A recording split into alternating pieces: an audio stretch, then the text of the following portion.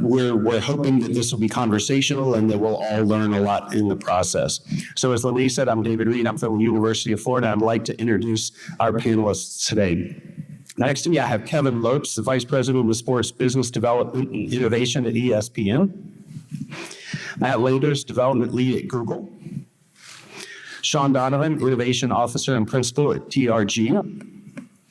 Deon Gordon, Executive Director of TechAlabama and the CEO of TechBirmingham. Al Martin, Vice President of Technology and Sales at IBM. And Dr. Asim Ali, Executive Director of the Biggio Center at Auburn University. So each of these has expertise to bring to the table. It was a very thoughtful panel that was put together. But I think in a discussion of artificial intelligence, we really should start from the basics and ask the question and agree upon, perhaps, if you will, what we mean when we say artificial intelligence here. So Dr. Ali, I'm going to start with you if that's all right. We should start with an explanation of what we mean when we say artificial intelligence. Do you have a preferred definition or explanation of what AI really is? Yeah, David, thanks so much to all of you for being here and the opportunity to be here with you today. Good morning and War Eagle. So artificial intelligence, in its simplest terms, essentially is technology that can emulate human intelligence. So you're relying on a computer's ability to take various kinds of inputs and based on that, create or do some action that feels like it's human-like, and it can feel kind of cool to see, but in reality, what it is there's a few things that have got to this point for us that allow that to happen. A lot of that in the back end is the data. So everything around us, we've been part of this world where tons of data is being collected. If you think about a football play, you may just be watching the football play. Is it a complete pass or a run? But there's so many factors that go into that in terms of who is on the field, what kind of action is happening, what down it is, what the weather is like. Okay. So in that context, right, what AI can do is think on its own or based on how it's been trained to basically say, based on the previous times that this situation has happened in a game and these kinds of teams are involved, here's what could happen. That predictive ability essentially is mimicking a human intelligence. And it can get a lot of fun as well, right? So we start hearing about what are called large language models. Essentially what that's going on is if we said, hey, instead of training just on football data, what if we train on anything that's on the internet? What would we learn in that context? What would we identify? And these systems that we hear about, like ChatGPT or Google Gemini, those kinds of systems essentially are trained on the internet. They learn language. They're able to emulate human intelligence through replicating language. This might be a surprise. I'm going to let you in on a secret, but Coach Freeze doesn't actually go into the tundra when we do those fancy graphics in Jordan-Hare Stadium. What's going on is very talented media generation, graphic generation folks that work at Auburn University are creating those graphics. And they have the talent to create that themselves, but those generative AI capabilities, because of where the technology is now, they're able to augment their work and do it faster. And so that's where the technology is right now. And in essence, that's kind of what artificial intelligence is. Can I jump in? We didn't make it through the first question. I've already stopped the flow of the panel. Kevin Lopes, Vice President of Business Development at ESPN. Thanks to the conference for having me be here. I'd just like to talk about the moment we're in like technology. I'm going to talk less like academic for me, like I'm the lay person here on the panel, just the media sports guy. But just the moment we're in is transcendent and the history of technology.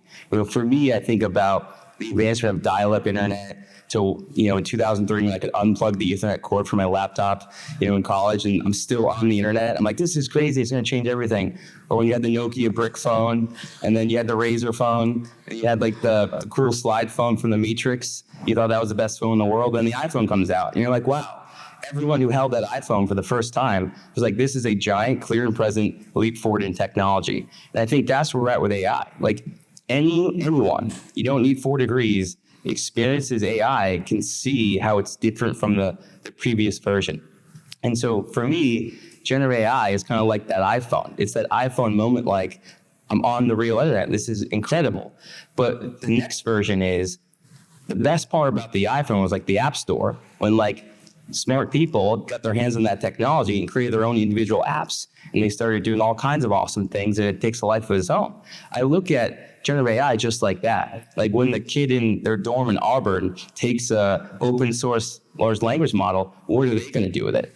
What is their data, their life experience, their own spin on that foundational technology, and where does that go? And the answer is, I don't know. But it's incredibly exciting and interesting. And to the point where, don't judge me, I like to garden, and I've got the Meta AI-enabled glasses, and I'm home gardening, and I'm like, hey, Meta, what am I looking at? Like, what plant is this? Like, oh, this is a green bean plant. And I'm just walking around my yard, just looking at stuff, being like, well, what is this? And so I just think we're at a moment in the history of technology that is a giant, clear and present advancement. And what do we all do with it? And it's incumbent upon me at ESPN to think about what's the best ways that we can do this to serve fans. And really incumbent upon the conference, like coming up with this panel and embracing it on how does this work for us? How does this work for our student athletes? So, kudos to the conference, and thanks for me being here and letting me nerd out on my passionate plea on how cool new Gen AI tech is currently. Awesome. Thanks, Kevin. Anyone else want to chime in? Right. No, I agree with you. It's a Netscape moment. It's an iPhone moment. It's an internet moment. I think it's an opportunity of a lifetime. I think we're going to find that over the next couple of years. I think we just age ourselves between Netscape. What's that? The Netscape, and we just age ourselves. See, much more needy, but You mentioned the razor. I'll actually go further back in time. To me, this is a printing press moment, right? So it's going to fundamentally change human history. This isn't just a technology thing. And for those of you that know your history, like the printing press allowed us to have individual languages. It allowed people not empowered to write poetry and novels, right? And the scary thing is wars were fought over it, right? So there was revolutions for 300 years that you can trace back to that one technological innovation. And so there's a lot of good that could come out of this. It's also going to be really, really messy, I think, for at least the next 5-10 years as humans figure some of those things out. Yeah, I think one of the things that is very interesting to me, being more in like the technology side of it, is that to hear your perspective of like AI has just launched onto the scene all of a sudden, but really AI has been decades in the making, and it's been incorporated into many of the products that you've been using for decades. I mean, Google search has had it in there for over a decade now to help, find more relevant searches. I think the explosion of LLMs has really brought it to the forefront of everybody's minds to really see what the power is. But this isn't new. It's something we've been working on for a long time. Yeah, and to riff on that point for just a second, one of the things that we have noticed since starting back in the 1950s with the advent of artificial intelligence is it's gone through these periods of winter where there's no development and so forth. And part of the reasons for that were they would overpromise this generalized intelligence that couldn't be reached. But I think AI is going to stick around now and not have one of those AI winters where it falls out of favor and isn't developed further for a number of reasons. One, it's so easy to use with large language models, low code and no code applications and things like that. It's in the hands of everyone now, and that changes a lot. But the other is about data. Data is the fuel that drives artificial intelligence analyses. And we're at a point in our history where we have data everywhere. Every business, every person who wants access to data has access to large amounts of data. And the only tools that are really capable of making sense of vast amounts of data are AI tools. And so, Kevin, I want to come to you for the next question. What's the importance of data when it comes to AI? And what are some examples from sports outside of baseball and ideally football? We always think of baseball when we think about data, but ideally in football or other sports, what are some data points that we have where AI can be an actor on those data? Sure. I mean, I can't start this without saying we need to figure out tracking data for college football. I mean, I think, so again, at ESPN, we did something really cool with the NFL last year. We did Toy Story Fun Day Football, and we took the NFL Next Gen stats, run with that in a gaming environment, and we digitally replaced the players in the field with Toy Story characters. And we aired on Disney Plus, ESPN Plus. It was great. Won 3 Emmys and won the one technology award was, in my opinion, is like the greatest Emmy you can win. And that was based really largely on the tracking data. And and I think for 6 years, I've been trying to figure out how we can get track everything across football. It's complex, it's difficult. The wearable solution, optical solution, optical's getting a lot better. So we're getting there. But it would be really great for us to figure that out, and it would unlock all these new opportunities in technology. But for me, data is gold. And especially in the world in AI, data is incredibly important. You know, selfishly, I work at ESPN, I'll talk about our data. I mean, we've got the stats information group. There's over 200 people in the SIG stats information group, and they've got 40 years of game notes, 40 years of insights, 40 years of data of all kinds. And, you know, if we take all of that ESPN proprietary data and we ground an LLM, ground a large language model with our own data, and ask it a question and have it return a response, we can ask it to only respond based on the information that we provided. Again, I'm not breaking any news here, I'm talking theoretically on what's possible. Nothing to announce. But theoretically, if ESPN takes our world-class data from our SIG team and our ESPN analytics team, which makes the fourth down predictor, you see Joe Buck on air say, oh, it's 4th and 2, the ESPN analytics process, go for it. We have tremendously smart people coding tremendously smart models, and we've got all kinds of data. We load all of that into a base LLM and say, answer or ask any sports-related question, and only respond based on the data I provide you. It eliminates hallucination. And hallucination is an AI model coming back with something that's not entirely accurate, something that it found or learned from a dark corner of the internet. And we know that everything on the internet isn't necessarily true. But you can use the intelligence of that AI model based on what it learned from the internet just to converse in natural language. But you're only asking it to respond based on the data that we're providing you. And we know our data is clean, we know our data is accurate, and we know we've got world-class data. And so the better your data, the better shape it's in, the smarter and eliminating hallucination it will be. And so for like us, that's why you've seen so many companies start potentially licensing their data, potentially creating additional opportunities with LLMs, foundational models, attaching their data on top of it. And everyone's looking at that.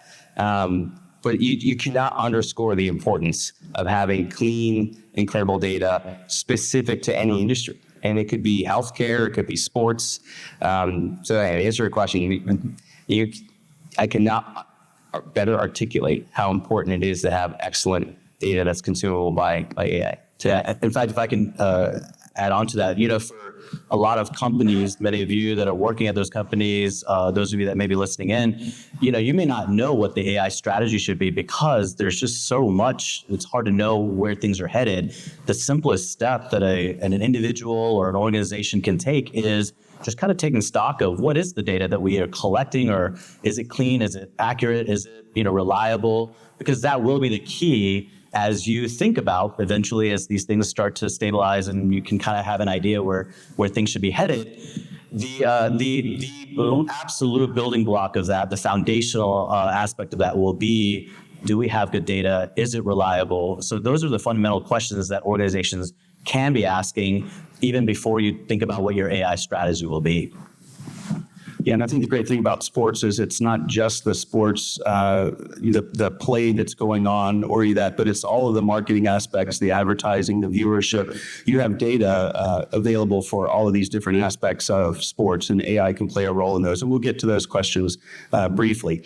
Al, I'd like to come to you for a question. Sure. So the use of artificial intelligence without an ethical foundation and an eye toward equitability has led to some disastrous results. And I think a lot of us are familiar with AI run amok because of bias and other challenges that we have with AI. Al, how do we apply AI in sports with a framework of ethical and equitable principles to guide it? And who or what governing body can help us do that? Well, first of all, thank you for inviting me. Al Martin, Tech Sales, IBM. It's a fantastic opportunity here. Look, I don't think there's going to be a single governing entity that is going to have or provide an ethical framework. However, there is NIST, like a National Institute of Standards and Technology, and they have an AI risk management framework that IBM has worked with. We also have an AI alliance that IBM had worked with Meta to set up, and we started with over 50 companies. Now it's grown, and they'll give you procedures and practices. But I think at the end of the day, it's up to us all. All the leaders of these institutions have to have that ethical framework. And drive towards responsible and trusted AI. And to expand upon what you gentlemen have said on data, it starts with the data. The data has to be clean. The data has to be trusted. So what does that mean? It's free from bias. It's free from personal information, free from copyright material, free from hate speech, on and on. And you've got to ensure that that's the case. In fact, I consider all truths to be self-evident. If you have to ask, is my data clean? It's probably not clean. You need to make sure that is the case. The other thing you can do is you can find a trusted partner to essentially partner with. And like we were mentioning foundational models, by example, with a foundational model, it's my belief that I'd like to see them open source so you can see what's in the foundational model. There's no secrets. It's explainable. It has a data fact sheet so you can see what data is in that, what data has been used, and it's fully indemnified. So whoever has that foundational model stands behind it and with no limit to say, look, this data is clean and it'll work for your business. But at the end of the day, it all starts with that the truth that you've got to make sure that you understand, that data. That's the first question you should ask yourself. So I agree with you, Kevin. Thanks a lot. Deon, if I could turn to you for a minute. You're building out tech infrastructure throughout the state of Alabama. And as we know, we've been talking about AI applied in any discipline without an ethical framework can be disastrous. And what our hopes are for AI is that it can be uplifting for all and not for just a privileged few or harming others. How do we build AI solutions that maximize positive outcomes and limit bias, unfairness, and exploitation? That is this question. Let me get shorter. No, I think we actually touched on that. A lot of things spoke to the importance of having clean data. And honestly, I really do believe that it starts there. I think it is also important for us to start asking questions about what is standardization, what is the data that we want to collect. And I talk a lot in examples, and I'm thinking of a conversation that we recently had. And it was around the intersection of technology and social justice. And there's this wonderful organization, if I could shout them out, Measures for Justice. And they look to partner with county, other municipal level organizations to help those entities clean up the data that they might have, or how to make it machine readable. For instance, a lot of these counties, they might still be using paper-based forms. And so it's going down to that level to make sure that is being collected can be inserted into a platform, a technology that can be readable, that can be standardized. And one of the things that they help a lot of these counties uncover things such as bias within the system, for instance, whether it's implicit or explicit, right? But for instance, they can tell you how long somebody has sat in jail before they've seen a judge, and a lot of that comes down to money issues. They can tell you, as things being equal, how somebody has been in jail, but whether they had an opportunity for pre-jail diversion or community service, things of that nature, and they can break it down on a racial level, and you'll be able to see that there's a disparity, right? And so the data is important, one, because it highlights the fact that you can have all of these conversations. We know the anecdotes, but it was very hard to defend that if you don't have the data behind it. So again, just the importance is not the sexy topic, right? But the importance of just having clean data, garbage in, garbage out. And then I think it is also important to make sure that the people who are going to be impacted by this are the most proximate to this. So practically, again, for instance, if I am somebody in the healthcare system, there are AI models now that will help doctors and practitioners figure out who would best receive a medical intervention. How likely is it that our recommendations will stick? Well, if one of the factors is the likelihood that this person, for instance, will take healthy walks, for instance. What are the factors and the weights that led to that outcome? Because we don't want to, for instance, eliminate somebody that are less likely to take those walks, for instance, if they don't live in walkable neighborhoods. Maybe they are off of a 4-lane highway, so things of that nature, right? And so it's important for the folks who are going to be impacted by these decisions to be proximate to it as well, every step of the way, because they are being gatekept out of decisions and conversations that they might not even be aware of. How many people know that there are models that exist that impact health outcomes, right?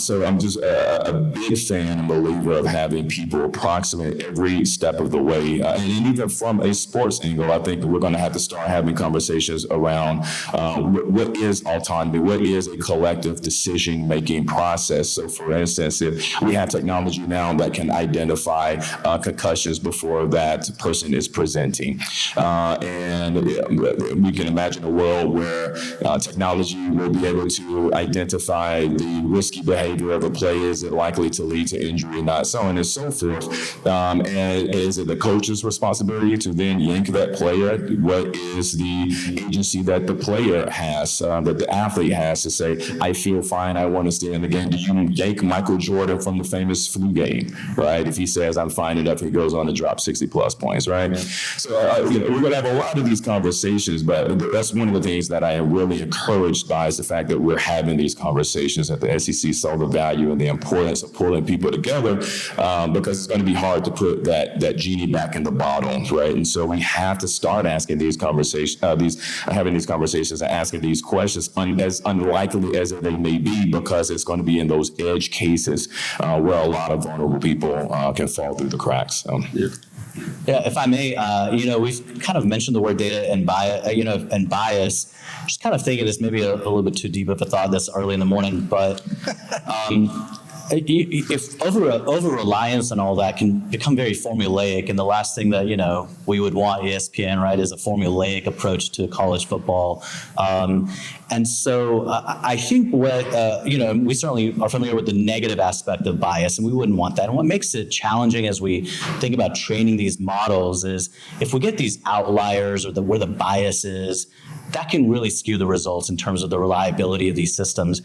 But a perspective could be that intuition that we feel, or that bias that informs our decision making, that expertise in some aspect is actually what becomes more valuable. So I'm hopeful that an impact of AI in terms of decision making and things like that could be that it actually places a more of a premium on the true expertise and decision making, that intuition, that decision, that desire of like, no, it feels right to do it this way, even though the model says do it this way.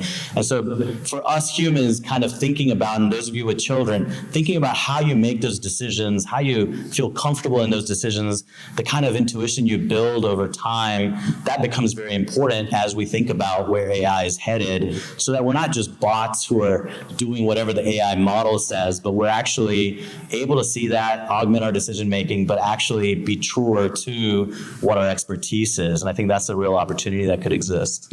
Yeah, I agree. And to go back to one of the things that Deon said that I really like about artificial intelligence and the way that it's applied is when you think about proximity to the decision making, and when you think about agency of people who are going to be affected, even though artificial intelligence sounds incredibly difficult, it really isn't. And so I think as we educate more people about the nature of artificial intelligence, what it involves, the decision-making processes and so forth, we'll provide a lot more agency to people who are going to be affected. Local knowledge is going to be really important in shaping these models. And I think that's one way where we can affect the ethical nature of it, the lack of bias that we hope to achieve and so forth. That's promising about artificial intelligence. And so as you, in your daily lives, talk to people and they think it's a horrific black box that they'll never understand, I try to encourage them, this is something you can understand, thank goodness. And so, trying to learn more about artificial intelligence and the tools that are used, I think can be helpful.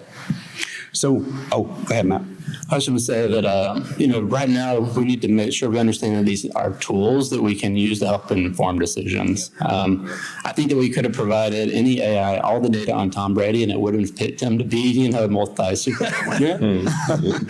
So we need to make sure that we understand that. Sometimes when we're interacting with them, they seem really intelligent and really smart, but they're really not at the end of the day. They're just making predictions based on the data they've been fed. So you can take that and help let that inform your decisions, but you shouldn't let it be the decision maker. Yeah, if I could jump in on that too. I think it's incredibly important to have a human in the loop with AI, generative AI currently. At some point, in the future, you can debate allowing it to have direct interaction. But certainly, if anything that we do at ESPN down the road, we absolutely will have a human in the loop, reading, approving, editing, helping make that human better, smarter, stronger, faster. Well, it should be augmented intelligence, right? It's not, to me, I like that name much better than artificial intelligence, because there's certainly negative bias, and there's a coach will go in and recruit a player, and they've got a mental model of who the player they want and what the player that they need, by example. So what AI can do is just put that into a model. Like we were working with Sevilla FC, which is a soccer club in a Spanish soccer club. And anyway, they came to us and they said, look, we've got 200,000 game player reports that we have to go through. It takes 400 hours for us to go through. So they put that mental model and they create an AI model for it. AI doesn't get tired, right? It's not going to skip pages. So it can actually add more consistency. And then it's a matter of minutes. They go through those player reports. They're able to identify the players they're interested in. And they augmented intelligence, instead of spending all the time going through reports and exhausting themselves, then they replace that with, hey, I'm going to do face-to-face conversations so we can find the right player that's been selected based on the models that in the scoring that we need. So you need to know the models, the scoring, but it's always augmented intelligence from my perspective. You heard it here. It's now augmented intelligence. All right. So one of the areas where AI is flourishing is in marketing. So I'm going to turn to Matt Landers for this next question. Only a few college athletics programs are really completely self-supporting or profitable, and all programs are looking to increase their bottom line.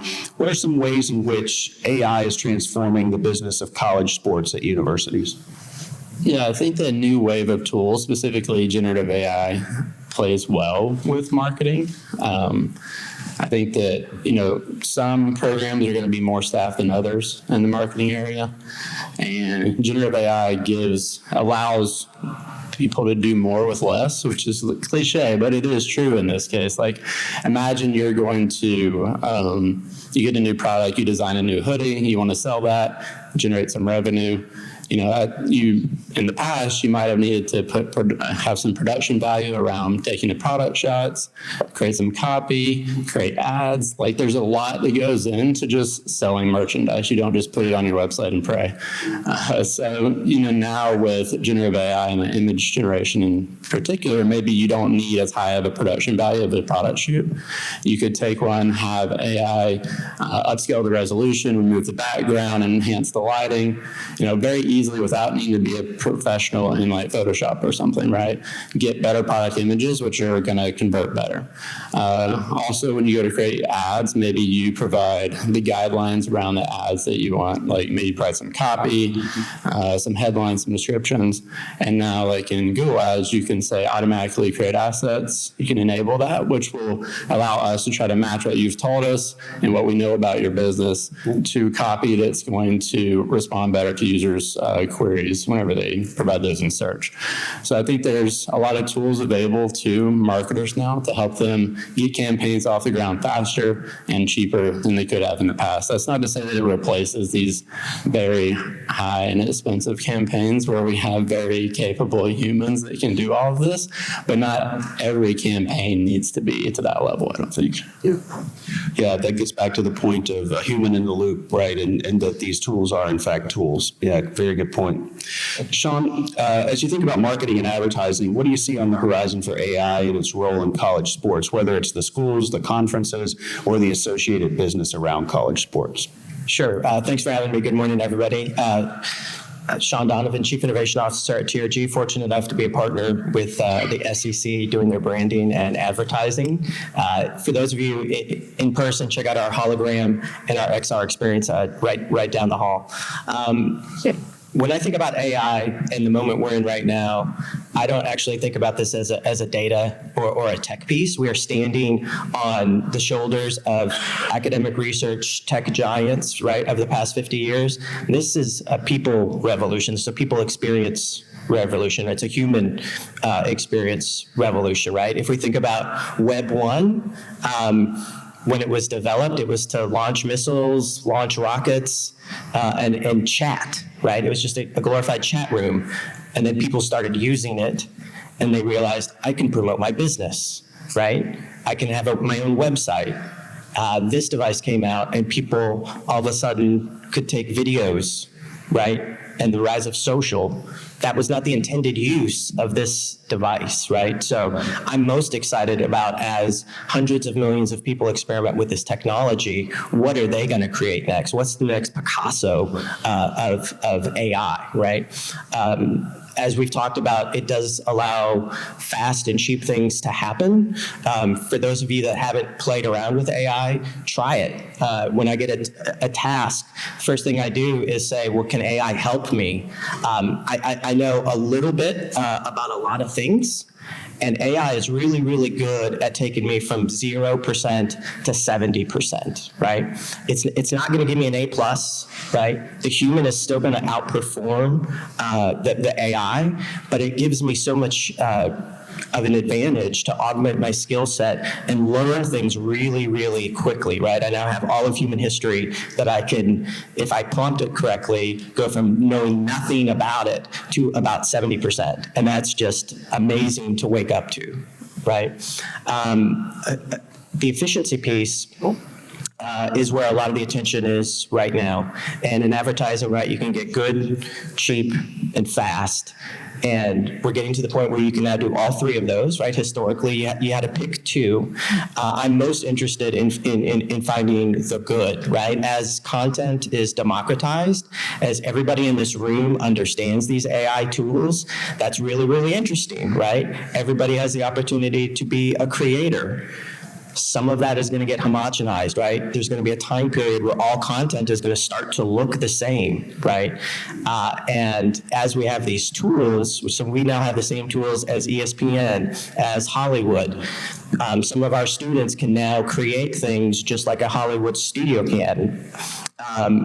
When everybody can do that, the best idea is still going to win. We all tune into ESPN because of the thought leadership, the insight, the idea behind what they are presenting, right? So as you're experiencing the technology, don't forget that it's going to be the power of your idea that and how you use this technology that is going to help you win as a human.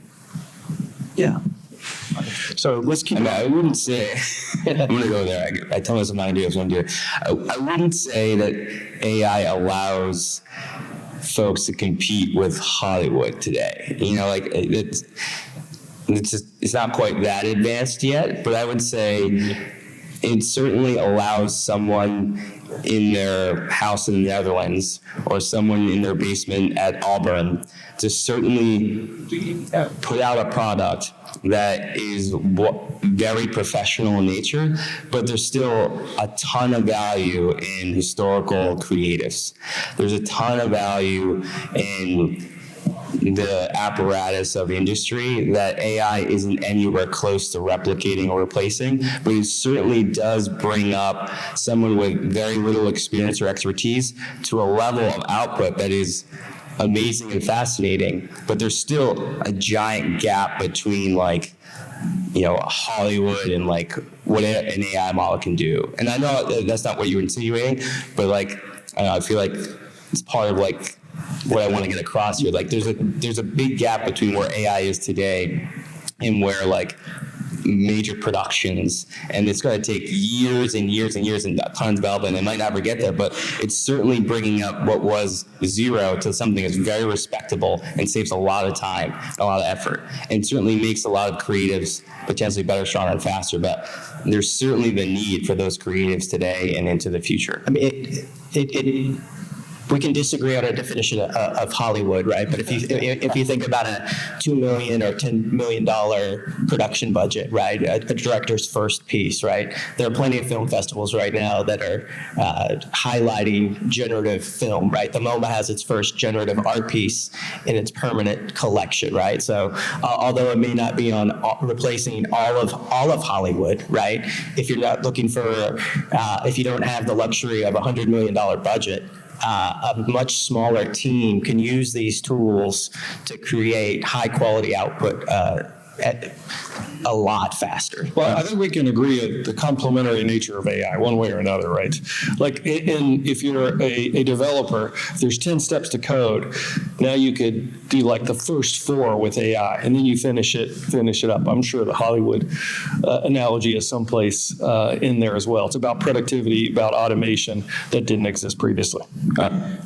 This is a fascinating conversation, actually, and I probably have more questions than answers, but I think the thing that I take away from it right now is to challenge our definition of legacy media. Like, what is Hollywood, right? What are the platforms that allow us to actualize and live our best and highest selves, which I think is kind of like the ultimate goal of humanity. And, you're also thinking about technology, right? If you do it well, it collapses. It collapses the time that it takes to get, a certain task done. And at some point it disappears. And what I mean by that, you think about like the first computers and how they took up entire homes, right? And now we literally have orders of magnitude, higher computing power within our phones. It's become invisible. Same with Hollywood, right? There was like a massive apparatus that you had to break into to get to the top. And now you can literally bring Hollywood into that person's home. They're creating, comparable content that is compelling, engaging, graphic design, all of that. And so it's forced me to think about like what is that next step. And we were talking earlier, and I do fear about society and how it embraces and uses AI and the impact that AI will have on it. But just listening to you all has kind of given me a bit of hope as well when I frame it that way, because now, like, what are the benefits that once health tech, for instance, kind of leaves the healthcare system and it is within our phone, right? And there's stuff out there now where literally you can take, apologies in advance, your own stool samples, right? Enjoy the visual, right? But I have now data almost in real time that will let me know there's something that I need to escalate to a doctor, right? My PSA levels and things of that nature. And so I think it is going to be very impactful and beneficial in that way when we think about how it's going to leave some of these traditional models of delivery, and it's going to be literally in our own pockets. Yeah, it's a double-edged sword, right? So fast and cheap, right? Everybody kind of understands that AI can kind of do that. It's up to us as humans to remember that we have to do the things that only humans can do, right? It's the human in the loop. It's that human creativity that is going to connect the dots that the AI has surfaced that allows us, I think, hopefully, just not to create a bunch of subpar content and create a worse version of the internet in society. David, if I go back to the original question, I think around the idea, something very important in marketing in that aspect is how well you tell your story. I teach in our Harvard College of Business. I teach an intro to information systems management. It seems like a nerdy class, but I teach all the business students. We're an Adobe Creative Cloud campus. What that means is all of our students have access to all of the creative suites from Adobe.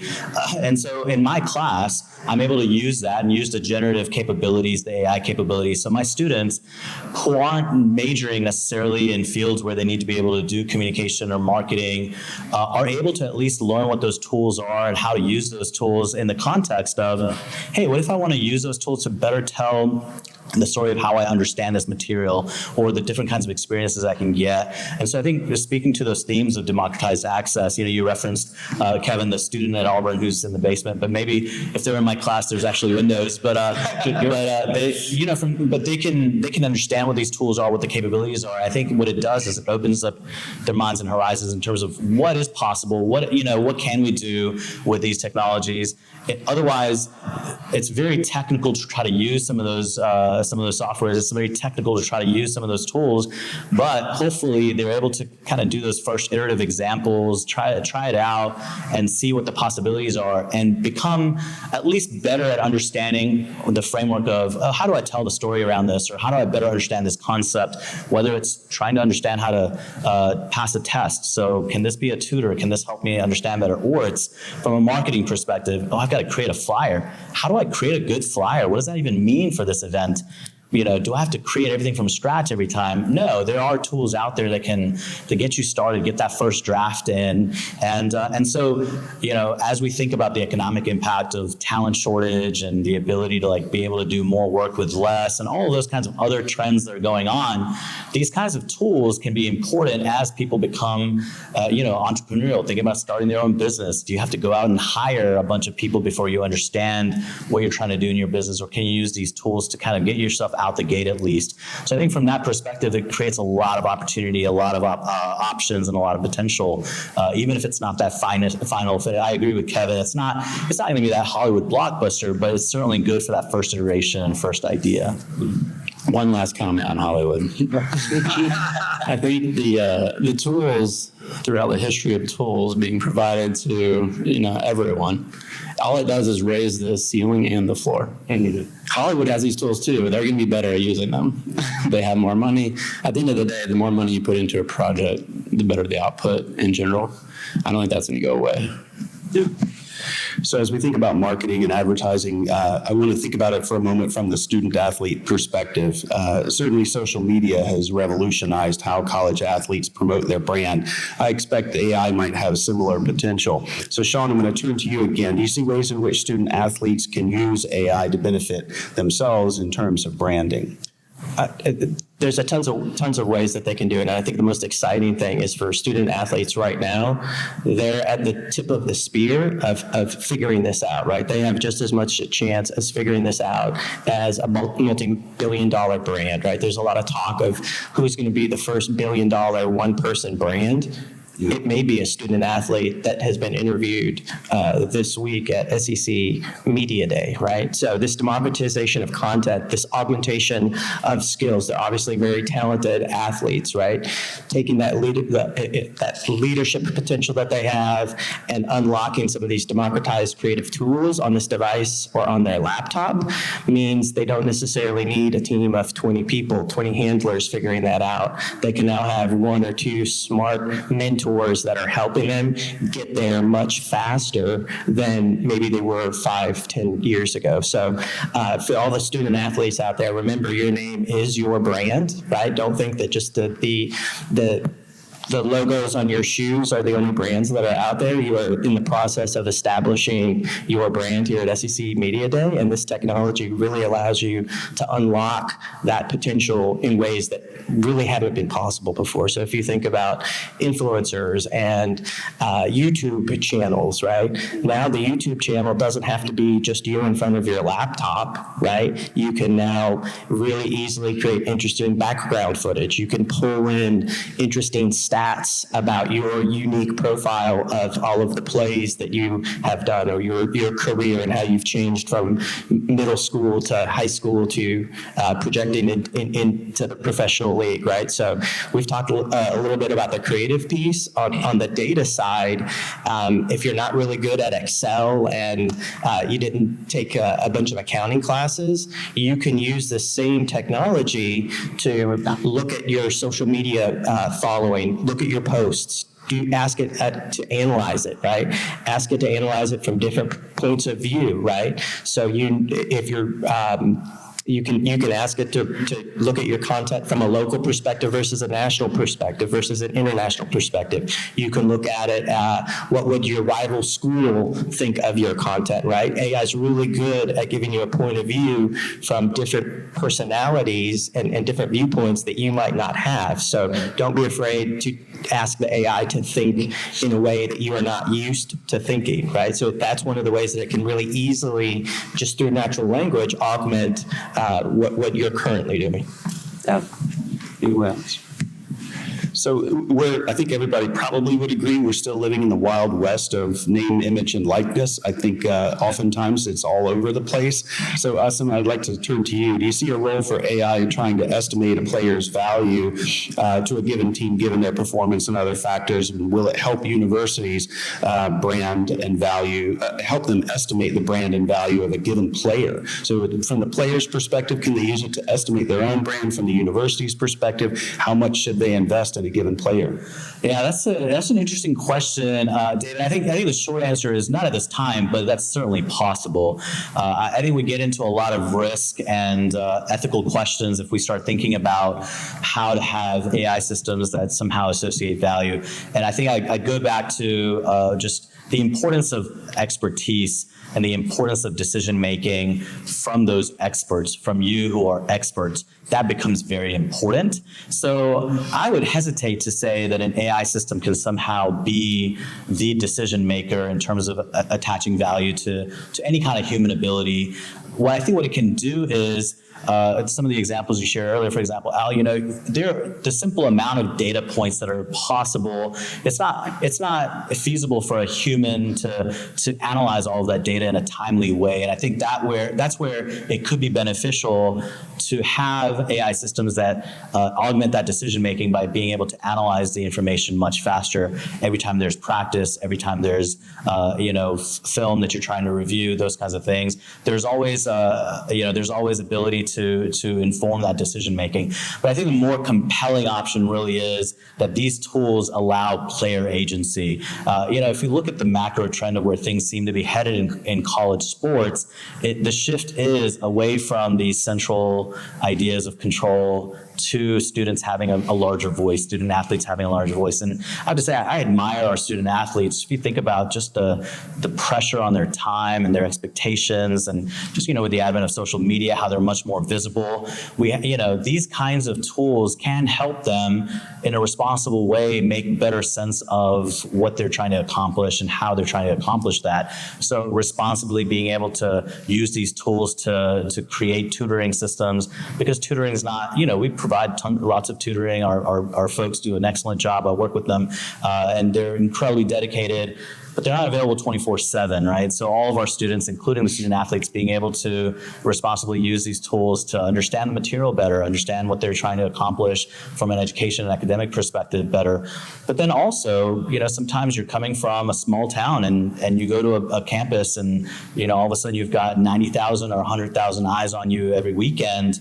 How do you make a better sense of what that brand means, or how do you tell your story? How do you take advantage of the opportunities around you, around name NIL, so from that context, maybe nobody's ever taught you how to have a social media marketing strategy. So if there's a particular brand that's interested in your services from that perspective, a student athlete could use generative AI to develop some kind of hey, help me develop some posts around social media that are relevant from this perspective or relevant for this brand, and makes you more marketable from that perspective, gives you the agency in terms of developing and nurturing and cultivating your own brand. So lots of potential opportunity from that perspective of students being able to feel greater ownership of their own brand, of their own abilities, of their own what's possible as well. I think it's very exciting from that. We're just kind of really talked about the text aspect, maybe in some cases the graphics aspect, where AI is really headed. What the possibility of that are the things that we don't even really quite know what's going to be possible in terms of video analysis, in terms of just predictive models that can inform so many other things. I think that's where players, as well as the responsibility of our faculty and our administrators who work with all students, being able to say, what is the responsible way, what is the ethical way of using these tools to understand that material better becomes even more important. Indeed. One of the things that we talk about a lot is fan experience.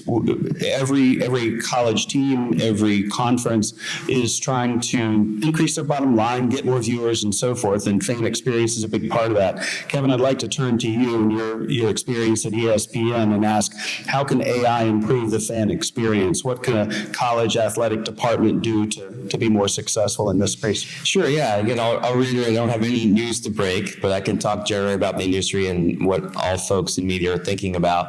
And for for me, I think hyper-personalization is a giant opportunity for AI. And I'll do it in the context of a personal story. And so I ran track at the University of Rhode Island. Wasn't quite good enough to make the SEC, but I enjoyed my collegiate experience in the Athletics 10. And so I follow like the men's women's track team, and I learned by watching Instagram that a female javelin thrower was like top 10 in the country and made the NCAA meet. And I watched that highlight on Instagram. That event aired on ABC and ESPN, but I'm watching the highlight on Meta's platform. And it's because we lack the ability or the opportunity to be having AI crawling the audio and the video and clipping content in real time and surfacing it to me. And I think everyone in the industry is looking about how they can serve the fan. At ESPN, our mission statement is very simple: to serve sports fans anytime, anywhere.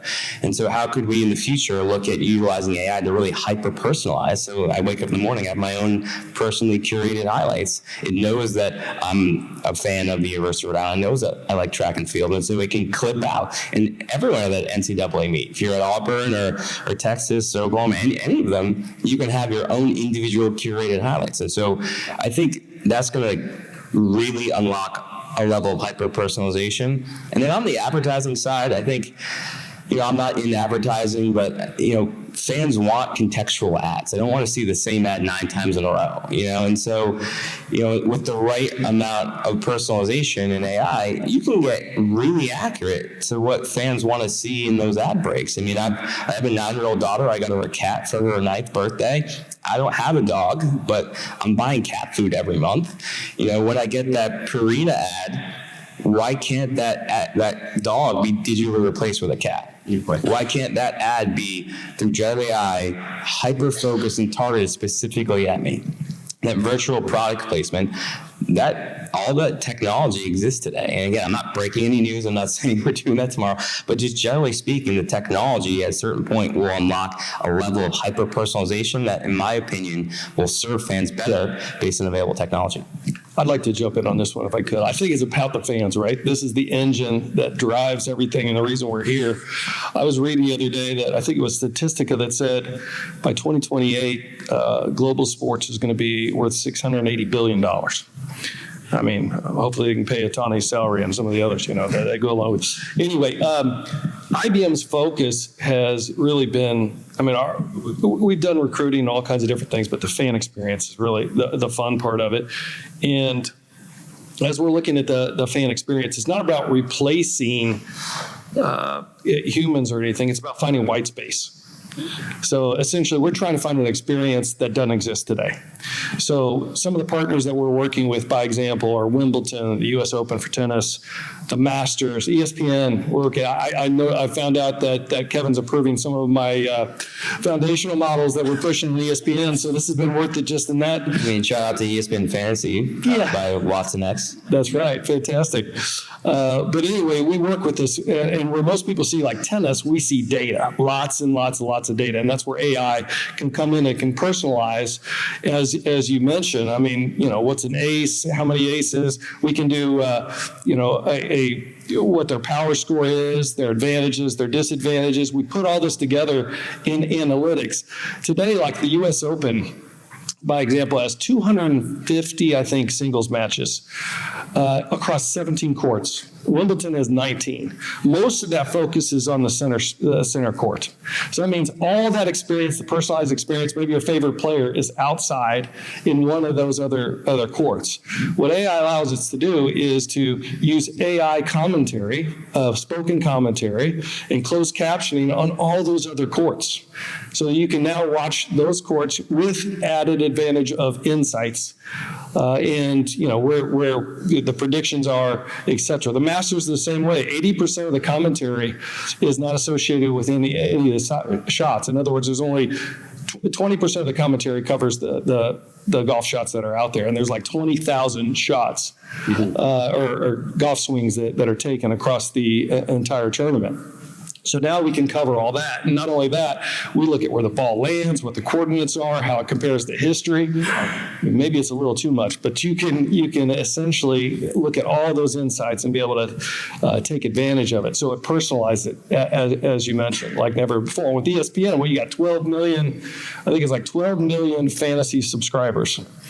And what we do there is we look across all the player information. We look across, blogs, podcasts, and then we identify, we put all that together and we essentially come up with stardom, sit-em, predictions, as well as who will win that game. So, I think it's better in the fan experience significantly, but it's all finding that white space that is not covered today. Yeah, I think that point is important, like additive. Like we certainly, we're not doing any of the AI commentary today. I want to be clear on that. But I think moving forward, there's an opportunity to increase incremental content. Like we're not looking to replace any human. I want to be very clear. We're not looking to replace humans. AI commentary is not a place where it's replacing folks that are doing commentary. But if you've got incremental content that is not currently covered, that's a service to the fan, and it's not a detractor of existing talent. It's something that can provide additive, incremental, that's growing the pie. So yeah, I like what we're seeing, but I want to be clear, we haven't done any of that at ESPN yet, but it's certainly an opportunity to add incremental content to Superstar fans that doesn't exist today. As a fan, I think where it's most compelling is where a lot of different kinds of technology trends are coming together. So, virtual reality or augmented reality, artificial intelligence with its predictive modeling. So I'm just going to go ahead and plug in, can I see what the view is from the quarterback's view or the linebacker's view? And then be that armchair quarterback, or be that second quarterback kind of, well, what if he would have thrown it this way? What would have happened? I think there is some really compelling. We're at the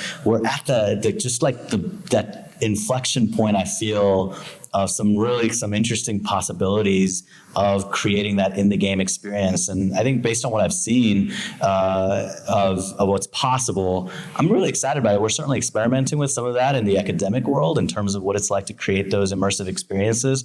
But I'm really, the fan experience from a being in the game perspective would just be incredible. Yeah, IBM partnered with IBM's Vision Pro for that. There's a lot. That's going to be fantastic. I love all this stuff that IBM's been developing in that space. We often use you guys' case studies as an example of kind of next gen brand experiences, and we've all seen the kind of the second screen kind of taking over, connecting to the awesome broadcast content. I'm most excited about what's going to come next. Right, no surprise, the AI person's into Star Wars, right? But if you think of the hologram chess, or other things that either might be happening via spatial computing or some other thing in your phone, for those fans that want to continue that game day experience before the game, after the game, all weekend long, this technology unlocks new creative opportunities to extend those data points that we're capturing, like the tennis things that you mentioned, right? So what happens when you're able to relive some of those moments, or instantly learn from your favorite players pros and cons of what they did last weekend? So it gets really exciting about how we start doing other things when we use that from an idea perspective to create something new, not just something that we've wanted to do for 20 years. Yeah, Kevin and Alec, for example, the game replays, they could be like choose your own adventure game replays of, but what if we would have done that instead, and that could be really. Well, we did implement, like for Wimbledon, we had a catch me up feature. So if you missed some time, you could come back in and have AI commentary and have the statistics that would fill you in on your favorite player, all players as part of the tennis tournament. Yeah.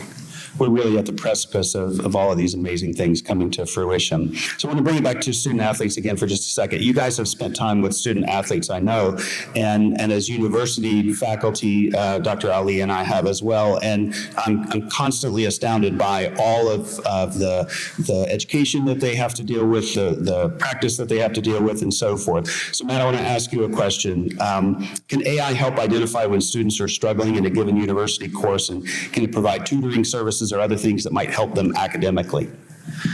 Yeah, I think this is an area that AI is well prepared to do today. I started a coding bootcamp in 2015, and in our curriculum, we added a chatbot that can help students as they run into issues while they're trying to learn how to code. And I think, your initial thing that you want to ask a chatbot is, hey, what's the answer to this question?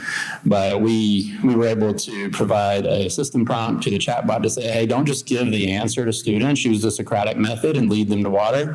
And we have found that is a much more effective way to get people to actually learn the material. So I think it's going to be important for universities to teach students how to use LLMs in order to assist in education. But as far as student athletes go, there's 200,000 Division I student athletes. I looked that up. And I don't think it's realistic to say that everyone's going to get a human tutor. And I think that these tools are very well prepared today to assist, especially in topics that are very well known and understood. So maybe as you get further along in your curriculum, into the more niche subjects that you might in your major, that you may want to have more human involvement there. But for the first 2-3 years, I would imagine that most of these LLMs have the knowledge embedded in their models to assist students, not just by giving them the answers, but also helping them understand the material better. I remember asking a student not long after ChatGPT kind of came into our public consciousness about how they use it in their course.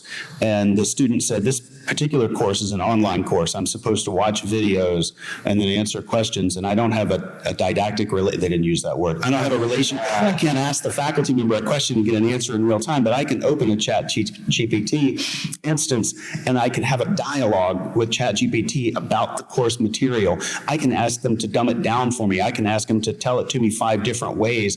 And that was really remarkable to think about. One of the things that I think about as a faculty member, and one of the things that we talk about at the University of Florida a lot, is in a world where we have so much information in our phone at our fingertips. Furthermore, in a world where we can ask a large language model to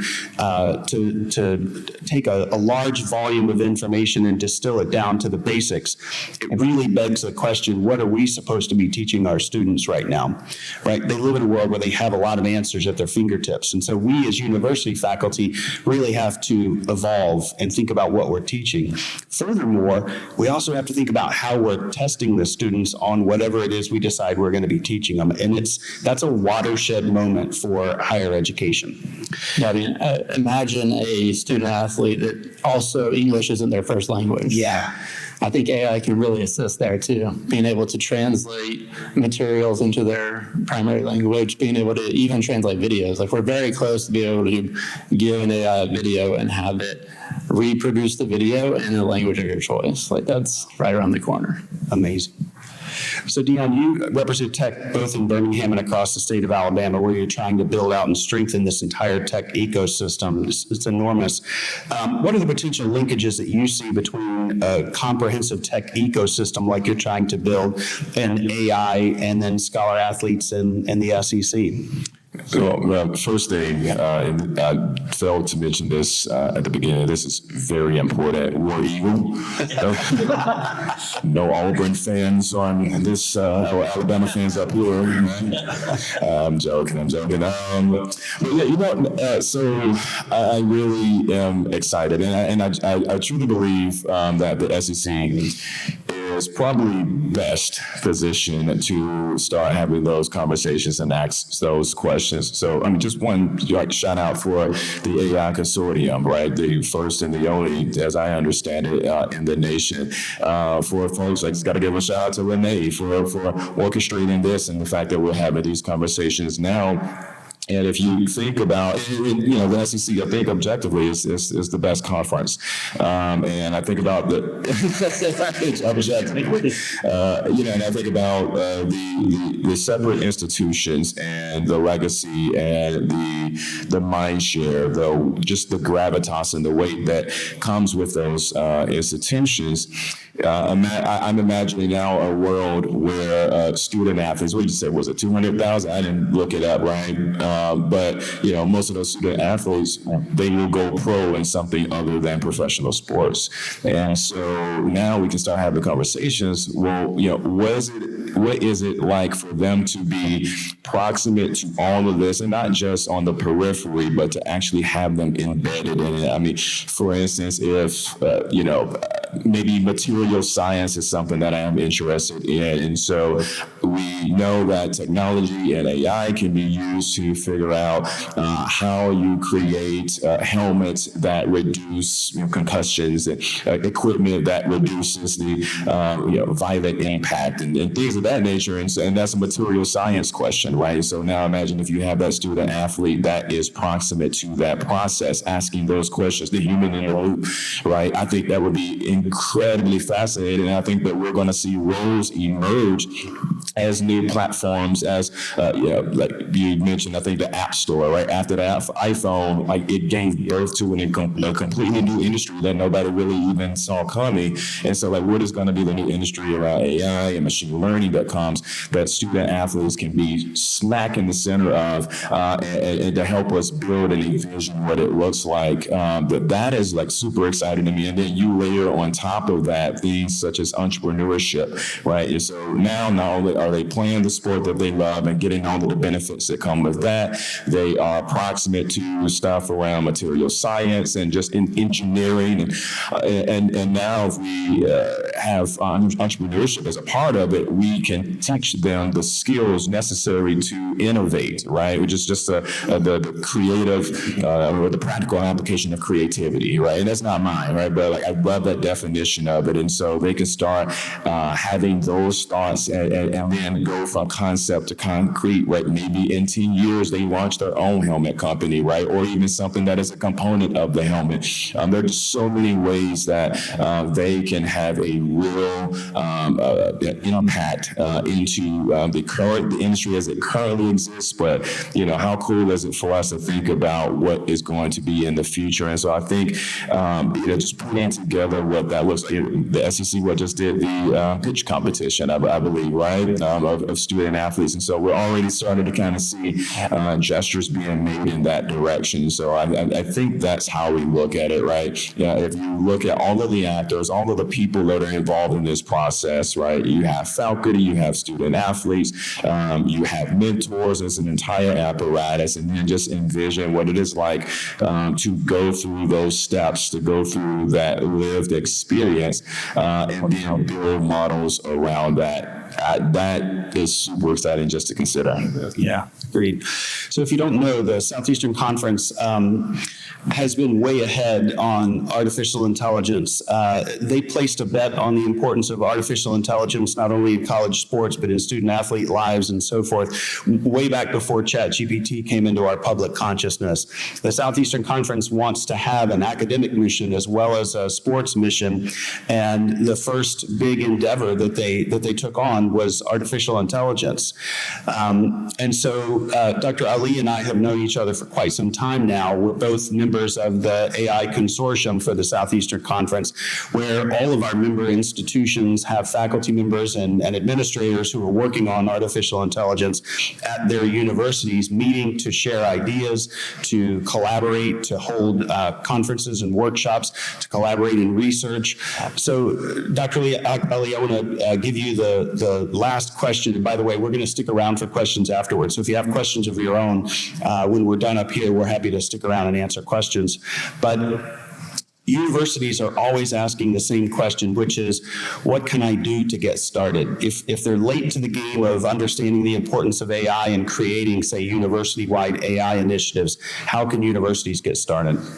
Yeah, thanks for that question, David. It's the first thing to understand is there is, in fact, it's a challenge for anybody who's listening. I don't think there is any profession that exists today that's not going to be affected by what's possible with artificial intelligence. If you know of one, message me. I'd be curious to have that thought. And so the idea of artificial intelligence as a university effort really becomes compelling because it's rare to have initiatives or efforts at a campus that touch everyone, impact all stakeholders. And so artificial intelligence is one of those generational moments where it, not only is there an imperative and an importance to understand because it's not going anywhere, but then there's also an opportunity. And so from that perspective, I look at three main things. The first thing I look at is access to artificial intelligence. So are we creating opportunities for, regardless of somebody's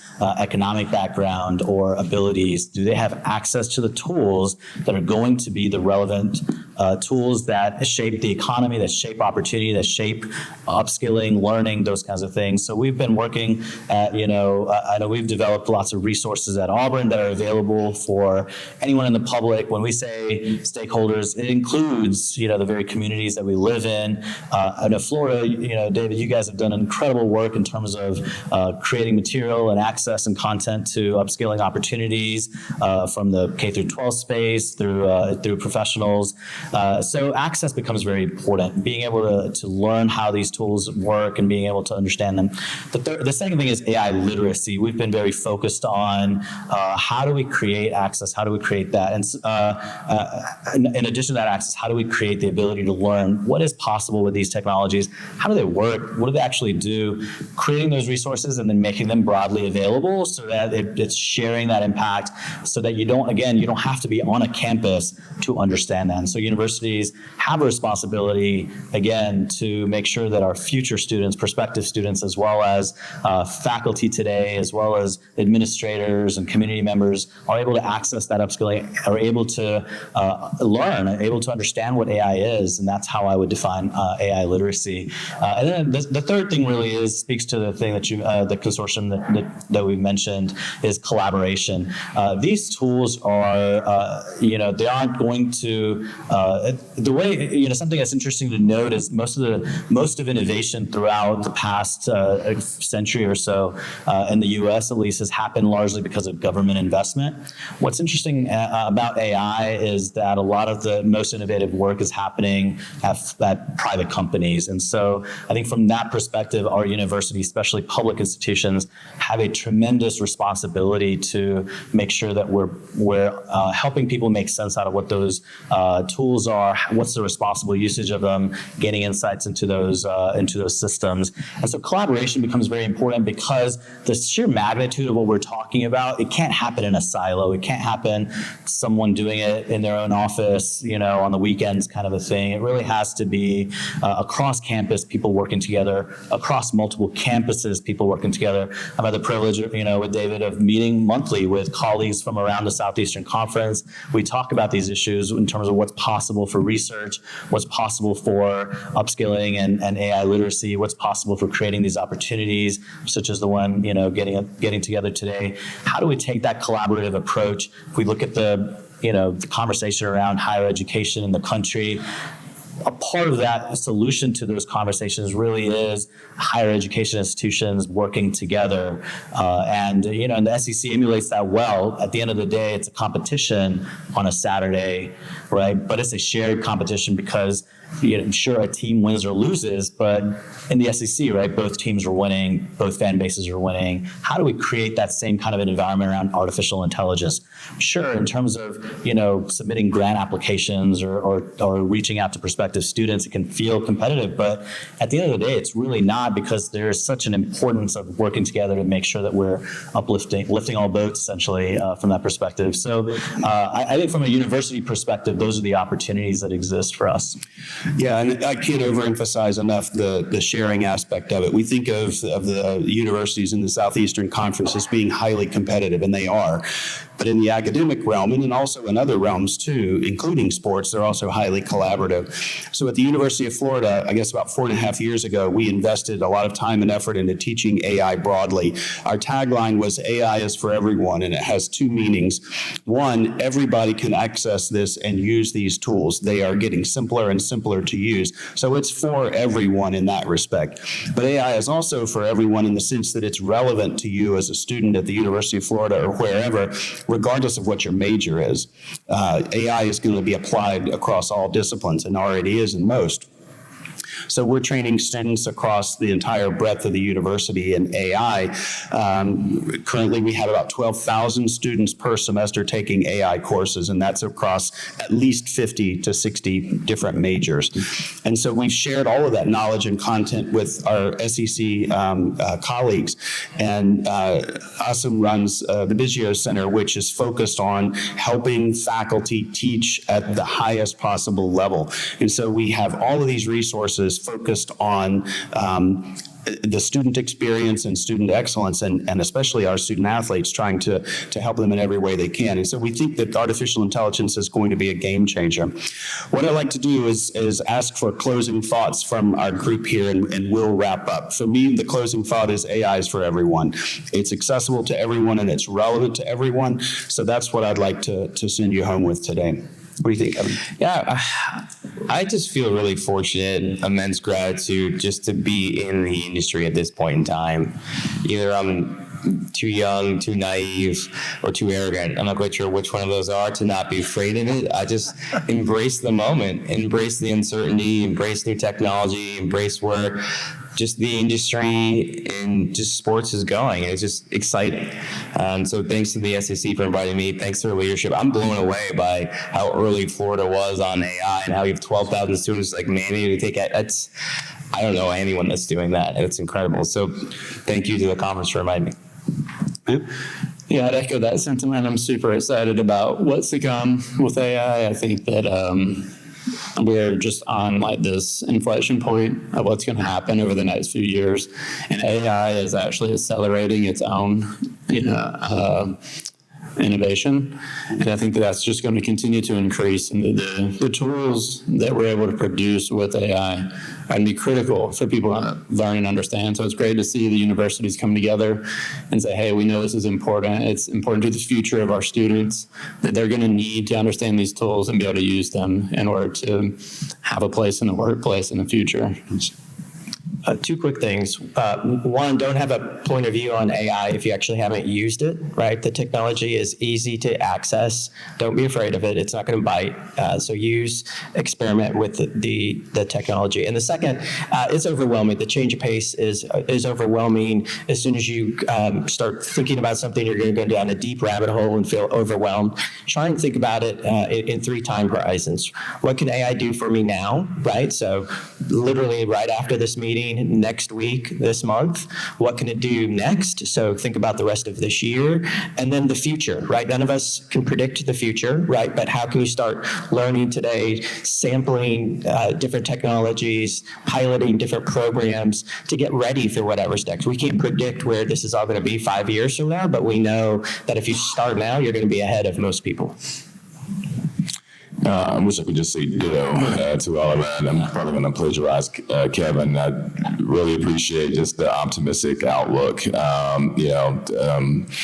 There are some concerns that I have, but I think they are outweighed by the positives, by the benefits, especially if we just dive in and embrace the uncertainty. And maybe a good way to think about it is just in terms of creativity, right? And I think the World Economic Forum kind of did a report on what the most in-demand skills would be by like 2040, and creativity and collaboration were at the forefront. And so I would encourage everybody in the audience, physically or virtually, just to dedicate a bit of time to dive in and playing around with it. I waste a lot of money subscribing to some of these services, but just to have an opportunity to kind of play around with it and at least acquire a certain knowledge, a familiarity with it that allows me to have conversations like these and interact with folks who are a lot more in the weeds and detailed with it. So, and just thanks for the opportunity to share space with you all.